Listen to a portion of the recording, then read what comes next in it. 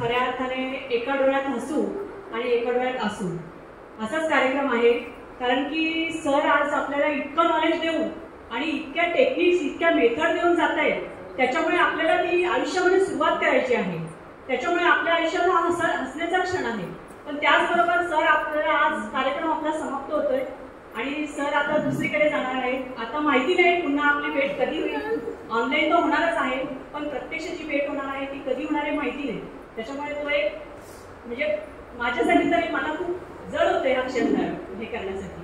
आणि दुसरी गोष्ट म्हणजे सरांनी जे पहिल्या दिवसापासून जो डेमो लेक्चर होता त्याच्यात जी एनर्जी होती ती आजच्या 2 कार्यक्रम संपेपर्यंत ती एनर्जी कायम होती सरांची। आणि मुलांनी सुद्धा त्या कार्यक्रमामध्ये जो काही फोकस केला आहे आपल्या कार्यक्रमामध्ये मेन सरांनी पहिल्या दिवशीच सांगितलं का अभ्यास करताना फोकस आवश्यक आहे। आणि मला आतापर्यंत म्हणजे कोणाच्याच याच्यातून असं वाटत नाहीये का कोणाचं लक्ष किंवा कोणी इथे तिथे विचलित झालेलं आहे। इतकं फोकस देऊन कोणी तो कार्यक्रम अटेंड केलेला आहे।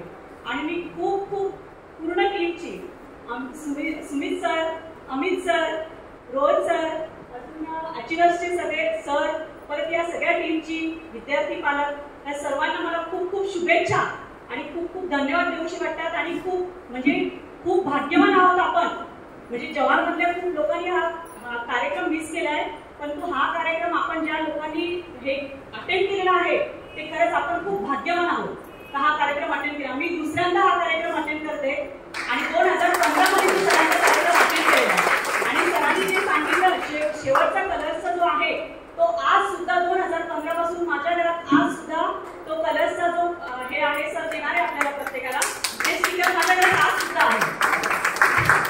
खूप धन्यवाद। मी जास्त काही बोलत नाही कारण की सगळ्यांनाच वाट लागेल, म्हणजे आता सगळ्यांनाच घाई झालेली आहे कार्यक्रम कधी संपेल 2 शब्द संपतो। थँक्यू।